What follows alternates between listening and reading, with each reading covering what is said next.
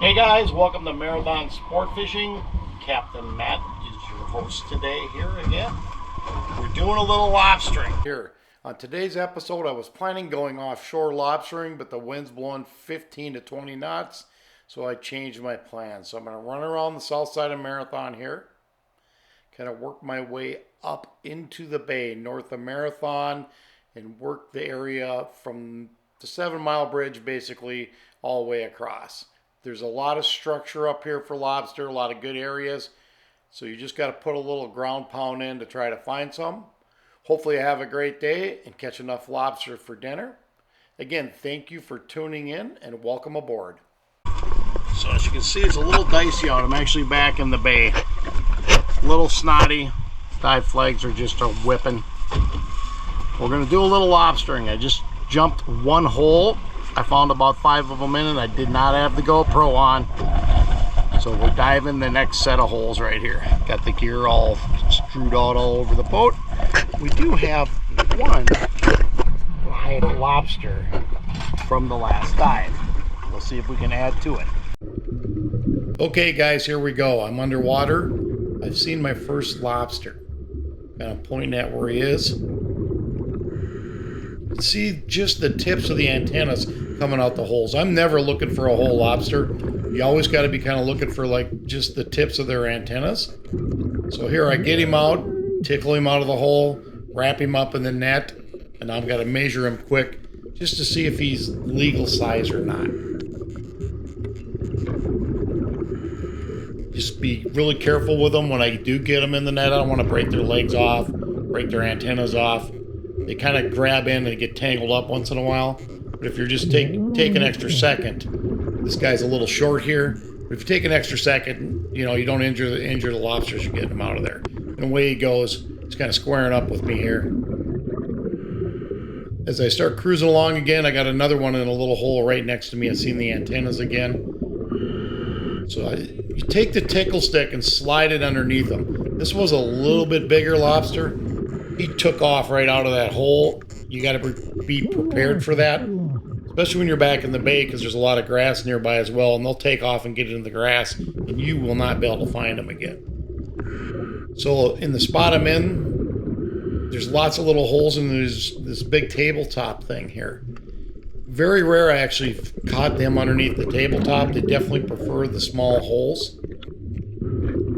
So this guy measuring them up. There's another one I just spotted in front of me I was pointing at. You can see me remeasure, just I got the camera a little too far up, but he's just a bit short. So a lot of times I'll try to drop him right back in their hole. As soon as he let go of the net, he landed right back in his hole.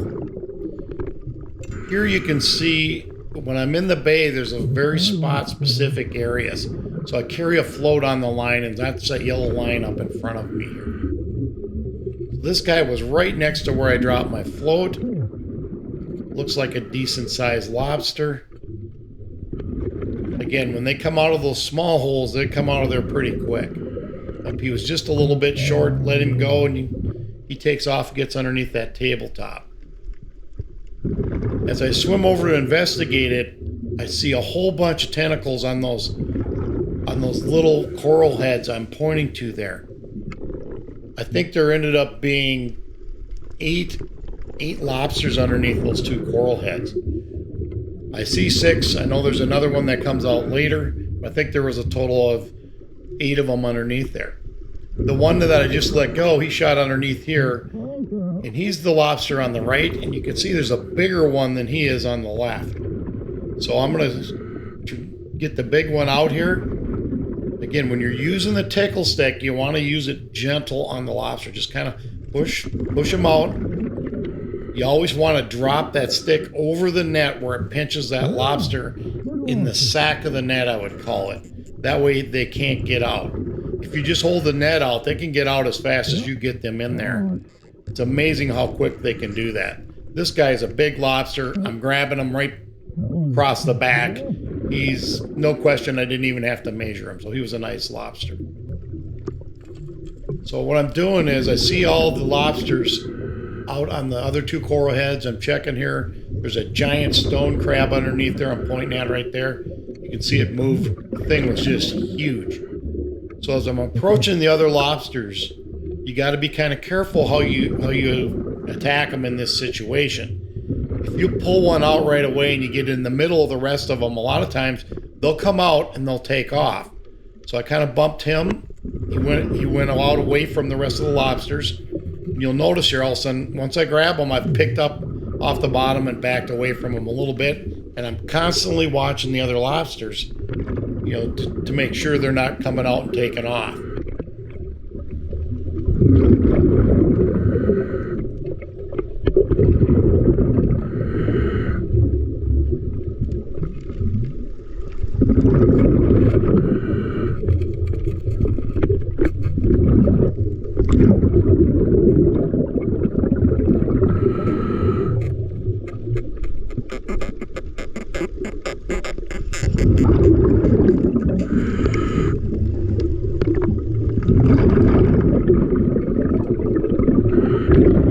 So as I'm working the lobsters here, I cleared the smaller coral head out first. The little guy just bumped out I'd already caught. I'm trying to see which guy's the biggest one up front of this. Now you can see the antenna straight behind coming up, and to the left side as well, there's another one. So as I pull him out, I'm just trying to determine, as I'm looking at the other ones, I'm keeping an eye on them in case they decide to take off.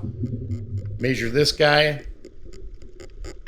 Again, my camera got bumped up just a little bit, so he's a little short. Let him go. He drops into that first coral head there.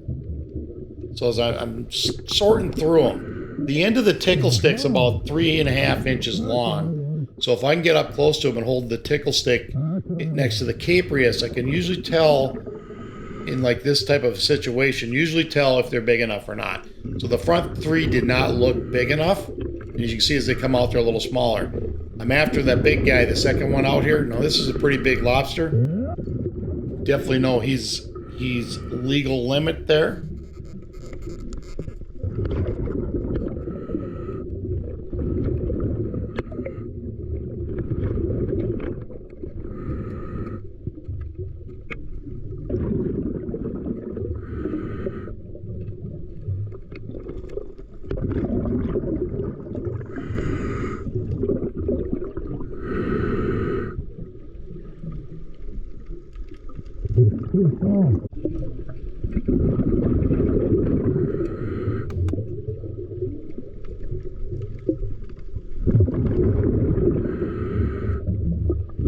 Okay, this guy I'm trying to get out. I'm putting the tickle stick through the back side of the hole. Once in a while, they'll have an area where they can get in and out two different sides.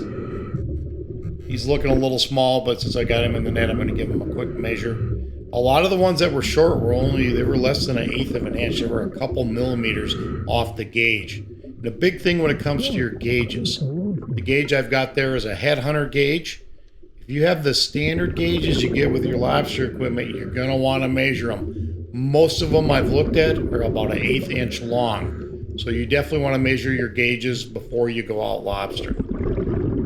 Here's another guy. You see I get him just on top the tickle stick.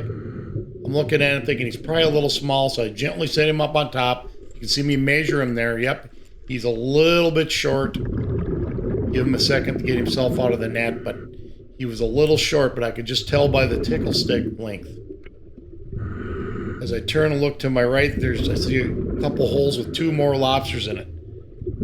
The first one here, you can tell it's a pretty good sized lobster. This one is having no part of it.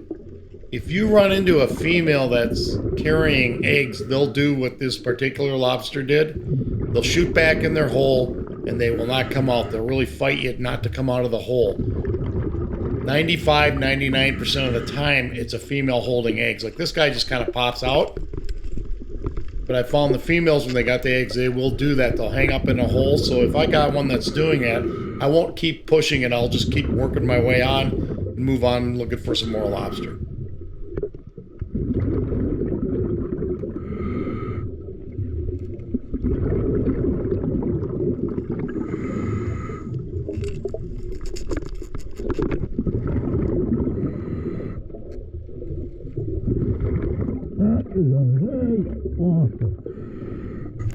That guy was a big one. You can tell when you grab him sometimes.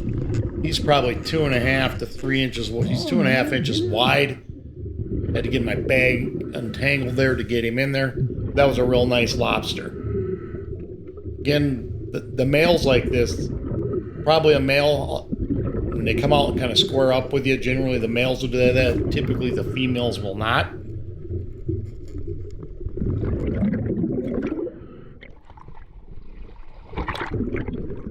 Okay, I'm heading back to the boat. I said it was real dicey.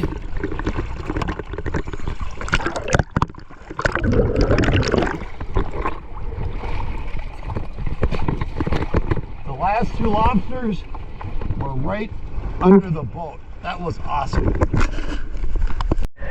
Hey guys, Captain Matt again, Marathon Sport Fishing. I'm going to show you a little anchoring trick that I like to use. It makes your life a lot easier when it comes time to pull the anchor. As you can see, my rope is loose on the back end. I start the front of the anchor and come underneath the cleat and work my way from the anchor line to the winch. That way when you go to take it off, you can just loosely spin it and it'll come off of there pretty easy. I'm going to try to do this quickly because the wind is blowing, so we've got a lot of tension on it right now. So even in a heavy wind, it's easy to get the anchor line undone where you can pull it in. Welcome to my kitchen, because everybody always asks, what do you do with all the lobster you catch? So here's what we got going. I got a little vodka sauce going here. Hey guys, okay, in the beginning I didn't show how I started the sauce. First thing you do is you cut up a small onion, dice it up, goes in the pan with a couple tablespoons of butter, some olive oil, salt, and a teaspoon of red pepper flakes. Once you get the onion basically browned off and translucent, you add about 28 ounces of crushed tomatoes and start simmering. Obviously, I put the lobster shells in there too. It adds more flavor into the dish itself. So you can see this, the dish is about medium way through. So it's going to be a rosé, kind of a pink sauce when we get done. The lobster, I've got the tails cooking in right now with the sauce. I've peeled the lobster meat out. It's sitting soaking with a little bit of garlic. It takes about 2 minutes to cook the lobster and the garlic, then I'll add that to the sauce, then I'll add the cream once we get finished. I'm about a few minutes out from adding the pasta into the pot. It takes about 11 minutes to cook that. The sauce is simmered down. You can tell it's getting a little thick. I'm just getting ready to take the lobster here and put into the butter and olive oil in the bottom pan there. So I'm going to sear that or cook that for about 2 minutes. The lobster is cut up. It's soaking in a little garlic. Then I'm going to add a little lemon juice. And I'm going to add a little of the vermouth back there in the bottle. Okay, I've dropped the lobster in. I'm sauteing the lobster meat right now. You see it's about a third done. It's a little butter, a little olive oil, the garlic and the lobster. I'm going to add right now, this is lemon juice. I'm going to add that in there to enhance the flavor a little bit. And I'm going to give it a little shot of vermouth. Hard to do this filming one-handed. So we're going to let this saute for a couple more minutes here.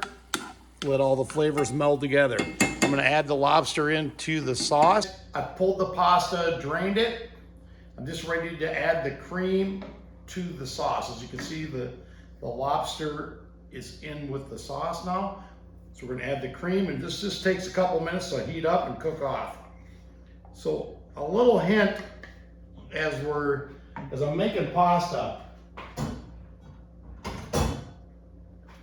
I pour about a half a cup of the water out of the pasta. So if your pasta starts getting a little sticky or the sauce is a little too thick, you've got the original water the pasta cooked in to add a little bit to thin it down if you need to.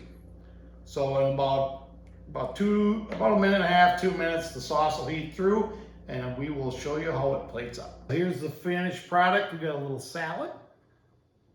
Again, I cook the shells in with the sauce. It adds a little extra flavor, just makes a fun presentation. A little Parmigiano, sprinkle on the top to finish your plate off. Not too fancy, but Looks absolutely delicious. You take a quick bite here.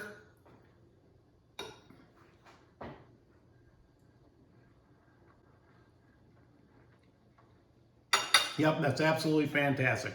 Absolutely fun dish to do with lobster.